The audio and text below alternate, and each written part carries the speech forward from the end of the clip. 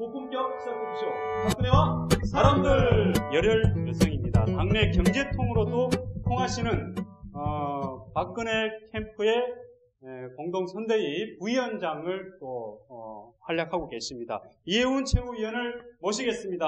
네. 안녕하세요. 반갑습니다. 예. 아유, 반갑습니다. 예. 반갑습니다. 예. 이렇게 어려운 자리에 해주셨는데 고맙습니다. 제가 영광입니다. 네. 예. 요즘 많이 좀 바쁘시죠? 아유, 그러게 말이에요. 요즘처럼 바쁘면 사람 사는 게 아니지요. 네. 요즘 주말 유세가 그야말로 지금 총력전인 만큼 소위 빡세던데요. 네. 컨디션은 어떠신가요? 다행히 아직까지는 뭐 목도 괜찮고 네. 예, 감기도 안 걸리고 잘 지내고 있습니다. 네. 네, 최근에 경동시장에서 유사한 걸로 알고 있는데 네. 그쪽 분위기는 어땠나요? 아우, 그날 눈이 많이 왔거든요. 그렇게 큰 눈이 많이 오는데도 그 눈들 다 머리에 소복이 맞으면서 많은 분들이 대한민국이 걱정이 돼서 나오셨더라고요. 얼마나 걱정되시면 그 눈을 맞으면서 그렇게 2시간씩 서 계시는지 죄송하기도 하고 막 가슴이 아리기도 하고 저희도 같이 그냥 하나가 되었습니다. 그분들과 우리가. 예. 자, 그럼 본격적으로 이혜훈 위원님 한번 알아볼까요? 네. 큰일 났네요. 이혜훈 위원님의 프로필을 지금부터 말씀드릴게요. 이름 이혜훈, 1964년 6월 15일 경남 마산 출생으로요. 마산 판호초, 마산 여중, 마산 제1여고를 졸업한 뒤 서울대학교 경제학과에서 학사와 석사, 미국 UCLA 대학원 경제학 박사를 마친 경제 전문가십니다. 그런데 이론을 연구만 하신 게 아니죠. 정책으로 만들고 반영하는 방법을 고민하시게 됩니다. 미국의 대표적 싱크탱크인 랜드 연구소 연구위원과 국책 연구기관인 한국개발연구원 연구위원을 거쳐 그리고 연세대학교 동서문제연구원 교수로 지내셨습니다. 누구나 부러워할 만한 이력을 지녔지만 여기서 도전을 멈추지 않습니다. 과감하게 정치권에 뛰어드시는데요. 지난 2004년 5월 제17대 국회의원 선거에서 서울 서초구 갑으로 출마해 국회의원으로 당선된 후 국회 재정경제위원회, 국회 기획재정위원회 위원, 예산결산소, 조세소 위원 등등 지금 너무 많아서 지금 온몸에 땀이 납니다. 예. 거치시면서 아무튼 새누리당 경제 분야에 없어서는 안 될 존재가 되셨습니다. 현재는 새누리당 최고위원으로 중앙선거대책 부위원장을 맡고 계십니다. 아유, 예. 감사합니다. 예. 자, 박수 한번 치고 감사합니다. 가죠. 예. 아유. 이렇게 한번 프로필 한번 살펴봤는데요. 딱 들으셔서 알겠지만은 그야말로 경제 분야의 엘리트 코스를 밟으시는 힘드신데요. 아이고. 어떻게 해서 이렇게 정치에 입문하게 되는지 참 궁금하거든요. 아, 예. 2002년이었던 걸로 기억합니다. 노무현 대통령을 뽑는 선거가 있었을 때 제가 이제 국민연금을 개혁해야 된다라는 보고서를 들고 정부, 그다음에 국회 여러 군데 찾아다니면서 많은 사람을 설득을 했는데요. 정부는 굉장히 쉽사리 설득도 되고 이해도 빠르고 공감도 해주시는데 국회가 이게 도무지 설득도 안 되더라고요. 그리고 전문성도 상당히 부족해 보이고 그때 제 눈에. 그래서 국회 앞에서 그 얼음 바닥 위에 앉아서 피켓팅도 많이 했어요. 국민연금 개혁 안 하면 이거 우리 나이 드신 분들 퇴직하고 나서 받을 돈이 없다. 그때 어떻게 책임질 거냐 막 했는데도 아무도 안 들어주고 그래서 이게 도장 하나 박는데 이렇게 어렵구나. 개혁안을 제출하려고 했거든요. 근데 국회의원 그때 도장을 보는데 15명을 받게 돼 있더라고요. 한 명도 못 받았어요. 그렇게 보장을 했는데도. 그래서 나중에 아예 내가 국회의원이 돼서 내가 도장부터 찍고 그럼 훨씬 도장 받는 일이 빠르겠다. 이렇게 생각해서 정치를 생각해 본 겁니다. 예, 이혜훈 부위원장님을 이야기하자면은 또 아무래도 정치에 입문하실 때 시아버님의 영향이 좀 굉장히가 많아요. 예. 조금 저희가 여쭤봐도 되겠습니다. 예. 사실 이제 시아버님은 돌아가시고 2년이라는 세월이 흐르고 나서 정치에 입문을 했는데도 많은 분들이 이제 시아버님 때문에 온 걸로 기억하고 계세요. 이렇게 좀 많이 나와 있어요. 예, 좀 뭐 그럴 만한 사정이 있긴 있는데요. 시아버님이 임기 중에 갑자기 돌아가셨어요. 그러다 보니까 이제 유족들이나 지구당 당직자들 입장에서는 남은 임기 1년을 보궐선거를 하게 되는데 그 1년은 고인이 20년 동안 사선을 하시면서 해오신 일들이 있으니까 그걸 좀 마무리를 가족들이 1년만 했으면 좋겠다 이 생각에 자기들끼리 결정을 해가지고 저더러 선거에 나가라고 통보를 했어요. 근데 이제 그때 그러잖아도 2002년부터 제가 차라리 국회의원을 본인이 직접 하는 게 더 빠르지 않나라는 고민을 하던 차에 그런 또 기회가 오고 하니까 저도 공천을 신청을 해봐야 되겠다 하고 신청을 했었죠. 근데 3일인가 4일 걸려서 서류 심사에서 아예 잘려버렸기 때문에 그때는 그걸로 불발이 됐습니다. 근데 그때는 정치 시작을 못했고, 그리고 2년 있다가 2004년에 이제 결국 그 공천을 신청해서 정치를 본격적으로 시작하게 된 거죠. 네. 이 의원님은 이 새누리당의 대표적인 여성 파워이시잖아요.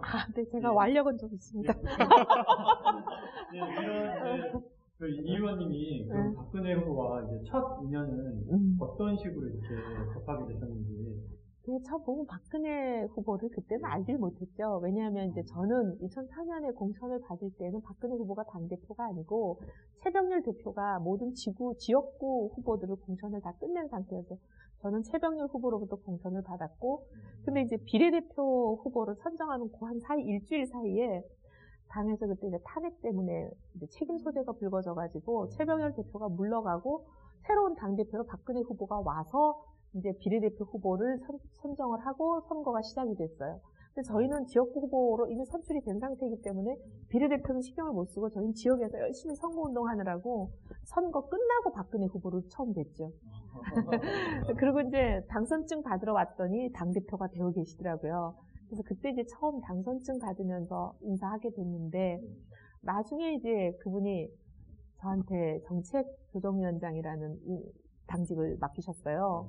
근데 이제 정책조정위원장인데 이게 이제 담당하는 게 좀 잡다한 분야를 다 하는 기타 등등이에요, 사실은. 이제 보면은 뭐, 농림, 해양, 수산, 과학, 기술, 정보통신, 그 다음에 건설, 교통, 뭐, 이게 뭐 다 잡단이 들어있는, 산업, 자원 다 들어있는 거예요. 근데 이게 보면 또 지방마다 후보가 가게 되면 꼭 이 사람이 가야 되는 거예요. 왜냐하면 뭐 농림이 걸리든 해양이 걸리든 뭐가 걸리든 걸리는 거예요. 산업단지 가면 산업이 걸리고, 또 뭐 지역마다 가면은 주택고양들이 있으니까 건조가 걸리고, 그래가지고 항상 수행을 많이 했는데, 그러면서 이제 뭐 기차 타고 비행기 타고 수행 다니면서 가까워졌죠. 예. 프로필 보니까 나와 있는데 아까 말씀하신 제4 정책조정위원장도 있고 제3 제3 정책조정위원장도 있는데 이게 좀 다른가요? 그게? 별로 다른 사람들은 아무도 모르시고요. 별로 그렇게 중요하지는 않은데 저희끼리는 구분을 합니다.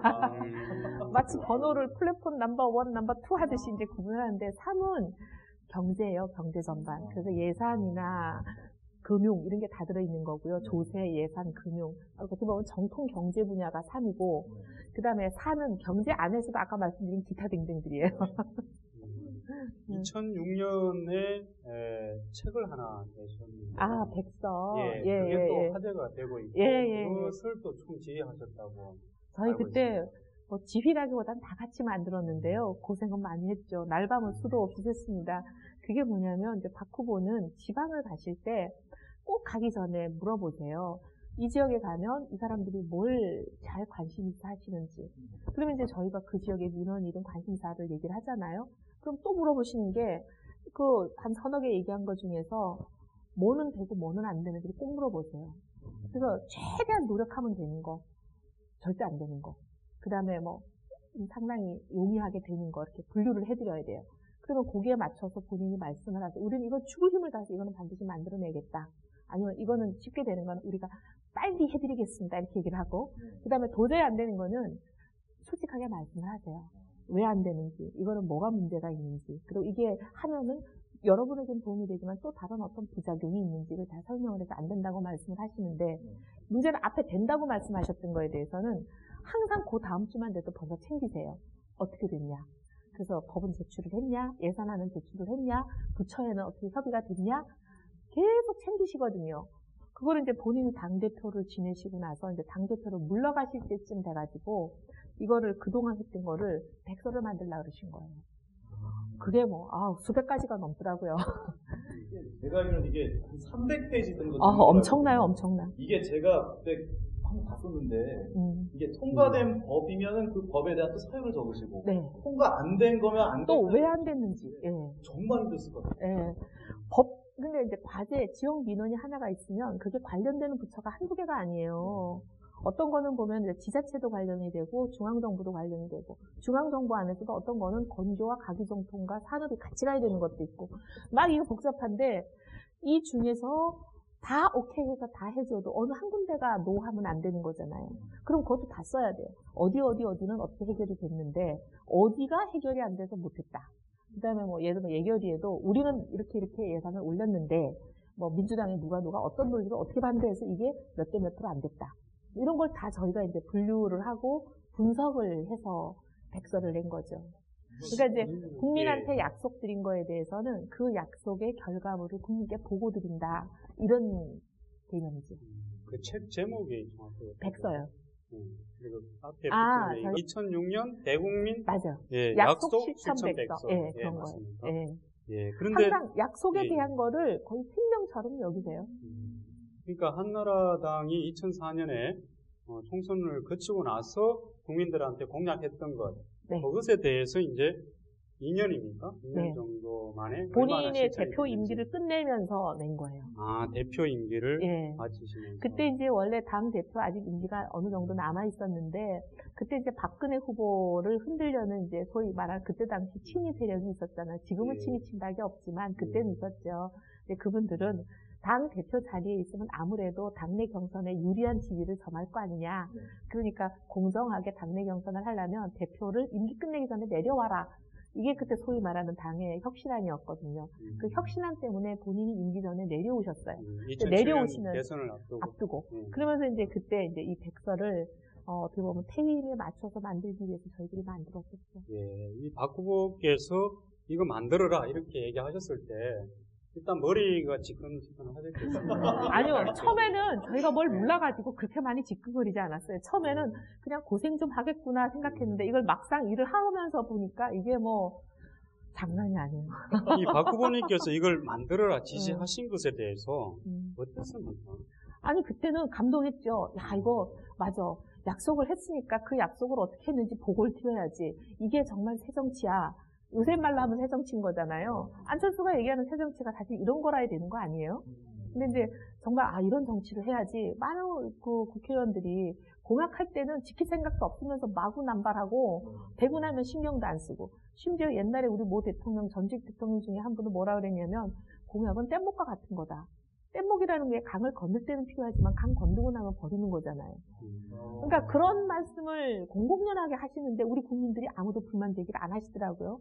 저는 그런 거에 대한 그 정치, 옛날 정치에 대한 불만이 많았던 사람이기 때문에 맞아 이거는 이렇게 해야지 정치는 굉장히 감동적이었는데 그 감동을 실행하느라고 죽으면서 그 뗏목 비유는 저도 참 충격적이네요. 그런 이야기. 그런 얘기를 공공연하게 하셨어요. 하셨는데도 어느 국민도 그거에 대해서 어떻게 정치인이 그런 말을 하냐, 잘못됐다, 이렇게 잘 얘기를 안 하시더라고요.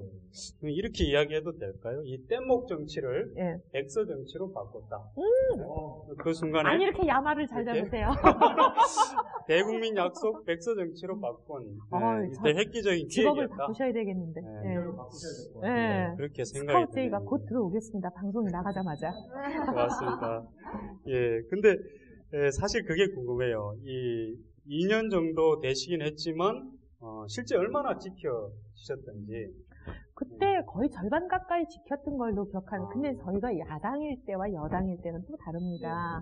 여당일 때는 우리가 행정구도 상당히 협조를 구하기가 쉬워서 상당히 많은 약속을 실천할 수 있지만 근데 이게 우리가 야당이었잖아요. 그때 또 새누리당은 국회에서의 의석도 뭐 과반에 가까운 뭐 이런 건 상상도 못하는 120석밖에 안 됐습니다. 그렇기 때문에 저희가 사실 10%라도 이룬다는 게 다들 기적이라고 그랬었어요. 근데 저희가 거의 제 기억에 40% 조금 넘었던 것 같은데요.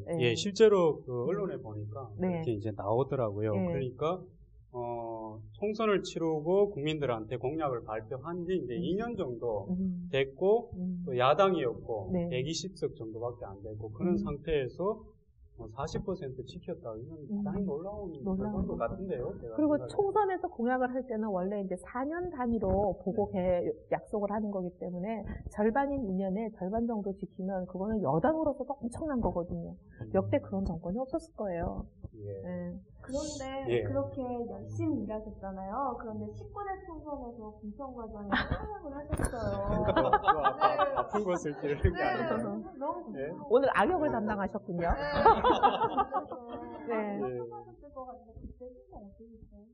인간적인 마음이야 제가 여기서 어떻게 다 얘기를 하겠습니까? 그냥 뭐 점점점이라고 말씀드려요. 저도 사실 충격이었습니다. 이제 그때 그러니까 이렇게 말하자면은 박 후보 박근혜 이제 당시 대표에게 큰 신임을 얻으셨을 것 같거든요. 그리고 이제 다음에 총선 때 그 당시에 이제 아까 말씀하셨지만 이렇게 친이계가 주도하던 그런 공천 속에서도 어떻게 보면은 이렇게 공천이 되신 그런 장본인이시란 말이죠. 그리고 그 이후에도 국민들이 이렇게 보기에 박근혜 하면 또 이해운 이렇게 좀 동격화 된다 그럴까요? 그런 느낌이 있었거든요. 그런데 그 이해운을 떨어뜨렸다 공천에서. 굉장히 충격이었어요. 어떠셨어요? 조금 더 얘기해 주시면 어떨까요? 당에서 설명이 뭐 컷오프에 잘려서 나가는 건 아무 의미가 없는데 성적도 제일 좋고 박 대표와 상당히 가깝고 그런 사람이 공천을 이제 어떻게 보면 당을 위해서 반납하는, 당을 위해서 어떻게 보면 어느 정도 희생을 하는 그런 모양새가 있어야 뭐 감동이 있으니까 당신이 해줘야 되겠다. 그런데 제가 뭐라 그러겠어요. 하기야 그때 사실 그 강남에서 서초에서 이해운도 잘랐는데 누가 이런 좀 그런 분위기가 이게 있었던 것 같아요. 그 이해운 의원의 정치 활동 이런 부분에 대해서 굉장히 평가가 좋았다라고 하는 건 이제 누구나 인정하는 거예요. 아유, 너무 감사합니다. 근데 어쨌든 그때 이제 그렇게 됐고 그리고 이제 또 미국으로 가셨는데, 그러니까 일 그만두고 미국 가시려고 하셨는데 박 후보님께서 말리셨다는 얘기를 잡지에서 본 적이 있거든요. 그 내용 좀 해주시죠. 아니 근데 이제 뭐 총선에서 그렇게 뭐 불출마하기로 결정을 한 상태에서 일단 뭐 잠깐 이제 미국에 가서 미국에서 친척들도 있고 또 가족들이 있으니까 이제 잠깐 다녀와야지 하고 비행기표를 끊었는데 큰애가 하필이면 군대가 있는데 군대가 있으면 면회가 일요일만 되거든요. 그러니까 이제 아이는 그래도 얼굴은 보고 미국을 가야지.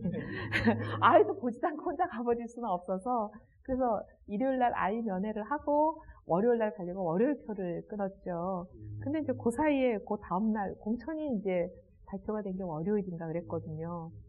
근데 이제 화요일인가 후보 전화, 지금 그때는 비상대책위원장이었죠. 박근혜 비대위원장 전화 오셔서 총선에 여러 가지 일을 맡아달라 그러시면 어쩔 수가 있겠습니까?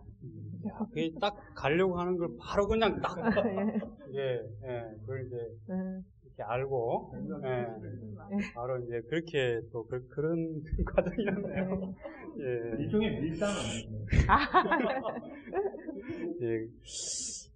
좀 제가 해석하기로는 어쨌든 박 후보의 어떤 이제 신임, 사랑 뭐 이런 게 그만큼 기재에서는 두텁게 박 후보에 대해서 조금 이해운 위원장으로부터 좀 듣고 싶은데 원칙주의자라고 들었어요. 제가 박 후보님은 네. 그만큼 또 자신이 말한 것은 또 반드시 지키려고 하는 그런 소신도 있으시고. 그런데 우리 이혜원 위원님께서 가까이서 보신 박근혜 후보님이 어떠신지. 굉장히 신중하세요. 정말 정치인 중에서 신중한 거는 물론이고 그냥 이렇게 일반인 제가 수없이 봐온 사람들 중에서 굉장히 신중하시고 그 다음에 약속을 지키려고 굉장히 노력하시고 그러다 보니까 이제 말수가 적어지는 결과가 있는데요. 왜냐하면 지키지 못할 말을 안 하려고 그러세요. 그 다음에 이제 말을 한마디 하기 전에도 이걸 정말 내가 지키고 싶다는 의지만으로 지켜지는 건 아니잖아요. 다른 여러 가지 여건이 방해를 하는 경우도 많으니까 많이 알아보세요. 내가 이걸 정말 최대한 노력하면 될 수 있는 일인지 없는 일인지 알아보시고 그 다음에 본인이 할 수 있다는 확신이 서면 약속하시고 그다음 약속을 하고 나면 자기 정치 생명을 걸고도 지키시잖아요. 뭐 세종시는 다들 기억하시니까 뭐 제가 여기서 더 말씀 안 드려도 잘 아실 것 같아요. 그러니까요. 제가 최근에 박 후보님에 대해서 좀 다른 분들을 통해서 직접적으로 얘기를 듣다 보니까 굉장히 꼼꼼하시고요. 그리고 이제 수첩에 또 다 이렇게 기록하시면서 기억하려고 노력하시고, 그리고 또 백서 만들고 이렇게 시키시고, 안 잊어먹으시고, 굉장히 집중력이 뛰어나시고, 약속 지키려고 하시고, 또 소신도 꿋꿋하게 지켜내시고. 웬만한 거에 잘 흔들리지 않죠. 저도 수첩에 많이 적거든요. 근데 정말 많이 적었어요. 이게 약속을 지킨다는 게 굉장히 어렵고, 저는 잘 적긴 적지만은, 이 박 후보님 얘기 들으면서, 그런 건 안 되겠다, 이런 생각이 드는데, 그래서 제가 이혜훈 부위원장님한테 한번 여쭤보고 싶은 게 있어요. 박 후보님도 이제 여성 정치인이시고, 이혜훈 부위원장님도 여성 정치인이시잖아요. 그래서, 뭐라 그럴까, 여성으로서 여성을 볼 때 느낌이 또 그게 중첩될 수도 있고요. 여성 정치인이 여성 정치인을 봤을 때 어떤 느낌? 그걸 어떻게 설명할 수 있어요? 여성 정치인으로 참 많은 편견과 차별에 시달려온 분 중에 한 사람이죠. 저도 그렇지만 모든 여성 정치인들이 다 마찬가지고, 사실 그런 편견과 차별은 정치인뿐만이 아니라 이 땅에 여성이란 이름을 달고 사는 모든 사람이 같이 겪는 거예요. 그 차별과 편견의 형태와 모양이 다를 뿐이지 본질은 같거든요. 예를 들면 박근혜 후보가 2007년에 우리 당내 경선에 나왔을 때만 가장 큰 논리가 뭐였냐면 여자는 안 된다였어요. 심지어 그때는 우리 사회의 진보적인 지식인의 대명사라고 불리는 모 인사도 막 언론의 인터뷰를 여자가 어떻게 대통령을 하냐 막 이런 인터뷰를 하시고 그랬었어요. 그게 불과 5년밖에 안 됐어요. 그만큼 여자는 안 된다라는 그 생각 자체가 엄청난 절벽이고 장애고 그래요. 그런 거에 평생 시달려온 분인데, 그런 만큼 또 이 땅에 차별과 편견을 안고 살아가는 많은 사람들에 대한 공감대, 이해가 있죠. 그래서 그런 것들을 없애주려는 그 마음이나 의지가 누구보다 강하죠. 저는 그래서 여성 대통령이라고 하는 컨셉 자체가 뭐 어떤 분들은 뭐 육아나 출산에 국한시켜서 얘기하시는 분들이 있던데, 저는 그거는 반대합니다. 여성이 물론 육아와 출산이라는 강점을 가지고 있죠. 하지만 그것만이 여성이 가지고 있는 강점의 전부는 아닙니다. 그거 말고도 차별받는 소수자들이나 이런 사람들에 대한 다른 따뜻한 마음과 특별히 애틋한 사랑이 남성들에 비해서는 훨씬 많이 있거든요, 평균적으로. 그 다음에 또 한 가지는 여성들은 평균적으로 보면은 청렴합니다. 뭐 남자분들이 다 부패하다 그런 얘기는 아니고 평균적으로. 아니야, 평균적으로. 정치권에 보면은 이제 아무래도 조직과 돈과 학연, 지연, 혈연 이런 거에 의해서 많이 움직이는 패거리 문화가 우리 정치 문화에 뿌리 박혀 있잖아요. 근데 그런 것들은 아무래도 이 부패와 연결고리가 있거든요. 근데 그런 걸로부터 상대적으로 자유로운 여성들이 부패로부터 자유로운 것은 평균적인 사실입니다. 물론 예외야 있죠. 여성 중에서도 부패한 사람이 있을 수 있고 남성 중에서 더 청렴한 사람이 있지만 평균적으로 그렇다는 얘기예요. 그래서 여성이 대통령이 된다는 것 자체가 굉장히 국가 청렴도를 올리는 일이 될 것이다. 저는 확신을 하고. 그 다음 또 하나는 여성들은 보면 아무래도 좀 이렇게 포용을 남성들보다 많이 합니다. 남성들의 경우에는 카리스마적인 리더십이 굉장히 대표되잖아요. 그래서 뭐 불도저식 리더십, 명령하고 지시하고 하달하고, 나를 따르라. 이런 식의 어떻게 보면 굉장히 갈등과 대립을 조장할 수 있는 그런 리더십 유형인데, 오히려 여성들은 반대로 갈등을 조정하는 화해와 포용의 리더십의 강점이 있거든요. 근데 지금 21세기는 과거처럼 우리 개발된 데는 막 국력을 결집해서 막 중화학공부에다 투자하고 여기다 해, 저기다 해, 이건 안 돼 하는 남성 리더십이 어느 정도 장점을 발휘한 시기가 있었어요. 근데 지금은 너무나 다양화된 이 전문 그룹들 간의 이해 상충을 누군가 조정하고 갈등을 풀어내려면 그런 남성적 리더십보다는 여성적 리더십이 저는 비교 우위가 있다. 이렇게 보기 때문에 여성 대통령이 지금 나오는 것이 우리나라에 도움이 된다. 이렇게 생각합니다. 말씀 들으니까 여성 대통령의 탄생이 이 정치 혁신이고 네. 또 대한민국의 혁신이다 이런 이야기 정말 설득력 있게 들리는 것 같습니다. 감사합니다. 예. 많은 남성들이 공감해 주시기를 바라면서 예.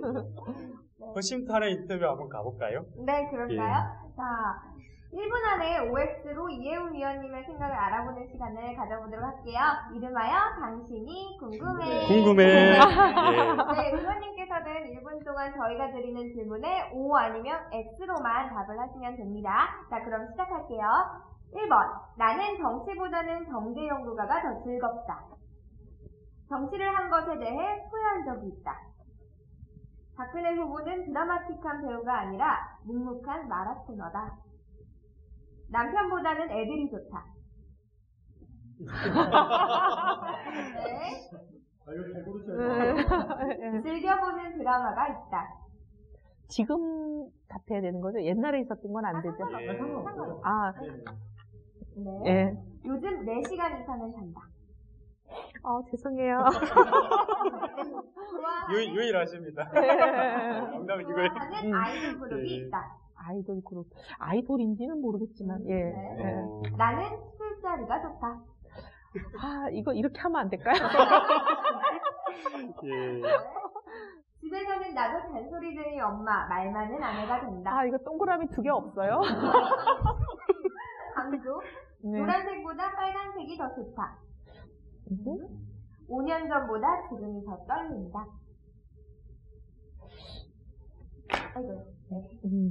좋아하는 아이돌이 누구세요? 아이돌인지 그분을 아이돌이라고 해야 되는지는 모르겠는데, 저기, 싸이를 아이돌이라고 하나요? 그분은 분이죠. 예. 분이죠. 아이돌은 아니죠, 예. 싸이는 이렇게 뭐라 그래야 되나, 부담이 없고 친근해 보이고, 뭔가 이렇게 우리랑 별세계에 사는 분 같지가 않고, 우리랑 같은 세계에 사는 사람 같아요. 그래요? 그래서 좋아요. 친근한 연예인. 예. 그리고 이 잔소리쟁이 엄마, 말 많은 아내가 된다, 집에서. 집에서만이 네. 아니라 밖에서도 그래요. 제가 보니까 보기보다도 네. 어떻습니까? 이 대학생 자녀가 둘 믿어지세요? 아드님이 셋이시고. 네. 제가 액면이 좀 나가는데. 네. 그러니까 아드님이 셋이시고 다 이렇게 컸더라고요. 네. 막내가 중학생이시더라고요. 네. 네. 중학교 3학년? 네, 중3입니다. 네, 그렇죠. 네, 96kg짜리 하나 있습니다. 근데 그 이제 아들 셋을 키운 사연이 참 제가 보니까 정말 스토리가 많더라고요. 근데 이제 지금 최근에는 이제 남편분께서 이제 또 연세대 교수이신 김영세 교수께서 다 이렇게 돌보신다 이렇게 이야기하는데 어떻습니까? 좀 그런 거 얘기 들어봤어요. 예, 어릴 때는 아무래도 애들이 엄마 손이 많이 가는 수밖에 없죠. 아빠가 할 수 있는 일들이 별로 없고 엄마가 주로 해야 되는 일이잖아요. 근데 이제 제가 정치를 시작할 때가 이제 우리 막내가 초등학교 입학하던 해에 시작했으니까 그때부터는 엄마 손보다 이제 꼭 엄마라 해야 될 필요는 없는 거죠. 엄마가 하든 아빠가 하든 뭐 애들 학교 공부차 태우고 뭐 하는 거는 아빠가 할 수 있는 거잖아요. 그런 시기에 제가 거의 애들을 돌보지 못하게 되면서 남편이 이제 거의 애들 교육 문제를 전담하게 됐어요. 그래서 뭐 어떤 때는 국회 본회의장 앉아 있는데 막 전화 오죠. 학원 본고 아저씨가 애 안 탔다고. 그러면서 아줌마 그러면 얘는 저기 택시 태워 보내세요 막 이런 전화 오잖아요. 그러면 어떻게 해요? 나가서 애를 택시 태우는 거를. 근데 문제는 애가 PC방에 가서 게임하느라고 도망간 거니까 잡아야 되는 거 아니에요? 예. 그런 거 이제 주로 남편이 많이 했죠. 이게 두 분 다 바쁘시기 때문에 힘드시겠다는 생각이 드는데, 근데 예전에 결혼을 하시고 나서 미국에서 두 분이 공부하시고 이 자리를 잡았다 그럴까요? 그 랜드 연구소에서 연구원 하시고 김영세 교수께서는 미국의 캠브리지 대학에 영국의 캠브리지 대학에 네, 영국에 그럴 때 애 둘을 위원님께서 부위원장님께서 다 보셨다고. 네네. 아이고 그래서 그 빚이 있어가지고 교수님께서 우리 그다음에 남편이, 열심히 하시려고 그렇게 그런 이야기가 있습니다. 예, 우리 남편은 그 부분에 대해서 미안해하죠. 왜냐면 이게 서울은 그래도 같은 도시 안에 맞벌이 부부가 직장을 가질 확률이 높은데 외국은 그렇지가 않잖아요. 그래서 저는 미국 LA에 직장이 생겼고 졸업하고 남편은 영국 케임브리지에 자리를 얻게 됐으니까 이게 떨어져 살잖아요. 그때만 해도 우리 둘째가 100일을 같이 낳았을 때요. 큰애는 돌을 막 지났고 연년생인 거지. 그랬었는데 뭐 갑자기 남편이 영국을 가게 되니까 제가 애들 키워야죠. 키우고 미국 직장 생활 하는 게 무지 힘들었고요. 도저히 힘들어서 1년 견디기가 도저히 못 견디겠길래 저도 그러면 영국으로 남편이 있는 영국으로 직장을 알아봐서 옮겼어요. 근데 그 사이에 우리 남편은 또 한국에 자기 모교인 연세대학에서 자리가 났다고 연대를 가버려서 다시 또 생과부 시절을 2년을 보냈어요, 영국에서. 그래서 굉장히 고생 많이 했죠. 영국은 또 비가 많이 오잖아요. 그러니까 애들이 맨날 감기에 이제 걸리니까 우리나라는 그래도 유치원이 정말 좋은 거예요. 애기 키우는 엄마들이 우리나라 그 유치원 선생님들한테 정말 감사해야 되는 게 감기가 걸리거나 조금만 이렇게 질병이 있으면 그렇게 전염성이 강하지 않으면 다 애들을 봐주잖아요. 미국은, 영국은 콧물이 조금만 나도 걔는 못 오는 거예요. 근데 큰애가 콧물이 겨우 다 나서 이제 갈만하면 또 작은 애가 걸리고 하니까 저는 직장도 못 가고 애들 감기 뒷바라지 하느라 거의 1년이 낮이 새는 거죠. 굉장히 고생을 많이 하고 그랬기 때문에 우리 남편이 이제 그 생과부 시절 그 3년에 대한 일종의 보상이랄까. 그래서 지금 잘하고 계속 쭉 잘하고 계시죠. 그럼요. 그런데 남편보다는 애들이 좋다고 하셨습니다. 그러네요. 인지상정 같아요. 그렇구나. 자, 이번에는 한번 여쭤보겠습니다. 요즘에 이제 공약들이 참 많은 것들이 나왔었는데, 특히 이제 뭐 경제와 관련된 공약들이 많이 나오고 있거든요. 경제 공약들이 이 박 후보가 내세우는 경제 공약들이 실천 가능성이 얼마나 있는지 좀 알려주세요. 누차 말씀드렸지만 박 후보는 워낙 공약을 하시기 전에 무지하게 면밀히 따져봅니다. 이게 실행 가능하나 안 하냐. 그래서 그 확신이 서지 않으면 발표를 안 하기 때문에 박 후보 입에서 나온 공약들은 100% 실천이 된다라고 보시면 맞을 것 같고요. 일단 특히 이제 경제민주화에 대해서 다들 관심이 많으신데 일부 이제 재벌이나 또 성장을 중시하는 우파 경제학자들 입에서 경제민주화가 좀 중요한 게 아니다. 경제가 전 세계가 위기인데 무슨 경제민주화하고 있을 그런 형편이 되냐 이런 얘기를 하시는 분들이 있어요. 그건 정말 100% 사실이 아닙니다. 왜냐하면 경제민주화라는 것은 성장과 상충되는 게 아니에요. 경제민주화를 하려면 성장을 포기해야 되는 그런 게 아니라 성장을 하려면 경제민주화를 반드시 해야 되는 어쩌면 오히려 선별 조건이죠. 지금까지 우리가 성장을 위해서 노력은 해왔지만 그 성장의 과실이 일부 재벌 기업에만 머물러 있고 중소기업과 근로자들과 가게들에게 골고루 나눠지지 않아서 많은 사람의 성장의 개풀을 떼지 못해서 문제가 생긴 거 아니에요? 그래서 성장을 제대로 하기 전에는 반드시 경제민주화가 돼 있어야 성장의 열쇠가 우리 경제 주체 모든 사람들에게 골고루 나눠지는 거거든요. 보일러 공사로 말씀드리면 이런 거예요. 아랫목에 불을 떼죠. 근데 문제는 이게 보일러가 고장이 나가지고 윗목은 냉골이고 아랫목은 절절 끓어서 장판이 탄단 말이죠. 그럼 이거 불을 더 떼기 전에 보일러부터 고쳐서 파이프라인을 뚫어놔야 되죠. 그러고 불을 더 떼면은 이게 온기가 윗목까지 천천히 퍼지지 않겠습니까? 근데 보일러에 불을 떼는 거는 성장을 하자는 거거든요. 이 불 떼기 전에 반드시 해야 되는 게 파이프라인을 뚫는 경제민주화부터 해야 됩니다. 그래서 둘 중에 어느 하나를 포기해야 되는 게 아니라 경제민주화를 하고 성장도 해야 되는 거죠. 자, 그러면 박근혜 후보 정말 준비된 후보입니까? 이거 OX인가요? OX 아닙니다. 예. 네, 그렇게 생각합니다. 설명을 하셔야 됩니다. 설명을 해야 되나요? 예. 사실 이제 국정운영 경험이 저는 대통령이 되는 사람이 굉장히 중요하다고 봅니다. 근데 이제 대통령으로서의 국정운영 경험은 뭐가 중요하냐? 본인이 주체가 돼서 주도적으로 정책도 만들고 실행해내고 하는 그런 경험이 중요한 거거든요. 문재인 후보처럼 청와대에서 비서실장으로 수석 비서관으로 그렇게 그림자처럼 역할하는 것을 의미하는 것은 아닙니다. 야당의 대표로서, 야당이라는 것은 여당의 섀도우의 개념이거든요. 야당 안에 모든 부처가 다 있다고 생각하시면 됩니다. 국회 안에 상임위가 다 있듯이. 그런 식으로 모든 분야의 정책을 총괄하고 주도하고 또 추진해본 그런 경험이 우리 박 후보에게 있습니다. 저는 왜 박근혜 후보가 돼야 하는지 딱 10글자로 항상 하는 거거든요. 항상, 네. 항상, 예. 앞에 이제 정책, 경력 이런 거 빼고 딱 10글자로 표현하신다면 약속을 반드시 지키는 분.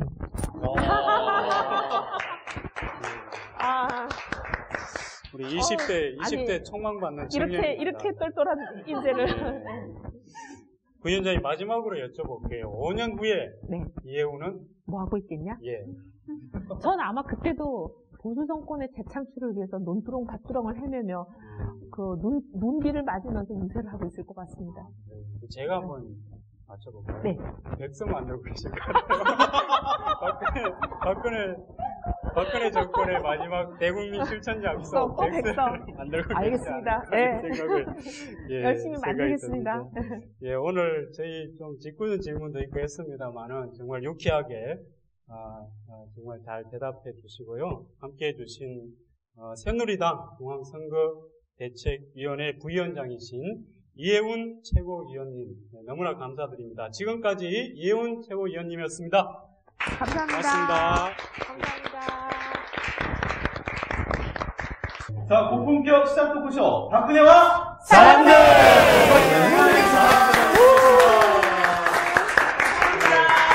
수고하셨습니다. 네, 고생하셨습니다.